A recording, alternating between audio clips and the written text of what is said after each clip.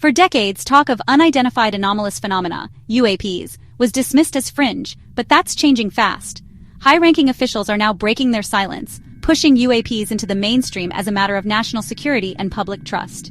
The turning point came in July 2023, when former intelligence official David Grush testified under oath that the U.S. government has secretly retrieved and reverse-engineered craft of non-human origin. Grush's claims, including the recovery of non-human biologics, sent shockwaves through Washington. He's not alone. Lou Elizondo, former head of the Pentagon's UAP, has warned of advanced technologies operating in our skies, unchecked and unexplained.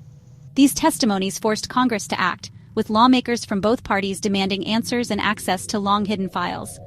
The gravity of these claims, coming from credible insiders, has made it impossible for the political establishment to ignore. This isn't just about strange lights, it's about accountability and oversight. The dam of secrecy, built over nearly a century, is finally showing cracks. The question now, will public and congressional pressure finally bring it crashing down? The era of ridicule is ending. The age of serious inquiry has begun. In response, the Pentagon created the All-Domain Anomaly Resolution Office, AARO, promising transparency.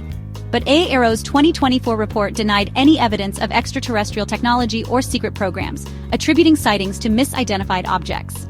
This official denial only deepens suspicion, especially as AARO's budget and activities remain classified.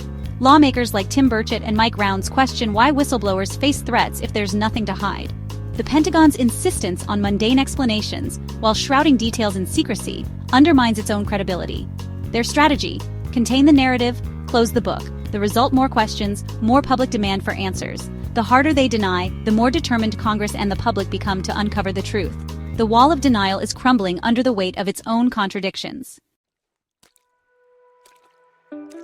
The push for disclosure isn't just top-down, it's a grassroots movement. Groups like Citizens for Disclosure and events like Global Disclosure Day unite whistleblowers, journalists, and the public.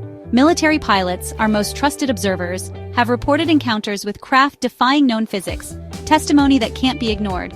Navy pilots describe objects hovering in hurricane-force winds and performing impossible maneuvers. These aren't wild stories. They're credible accounts from highly trained professionals. Recent studies debunk the myth that UAP witnesses are unreliable. In fact, they're often more open and agreeable than average. This combination of citizen activism, pilot testimony, and scientific validation has created unstoppable momentum.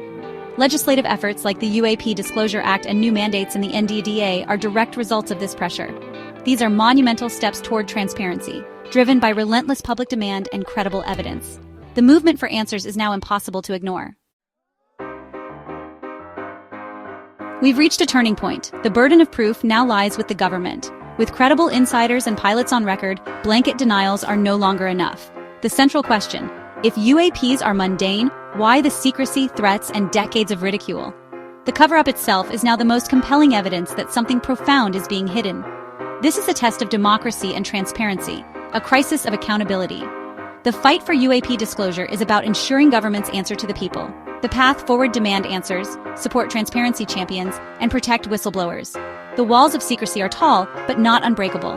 The time for secrets is over. The time for disclosure is now. We must not stop asking, what are you hiding?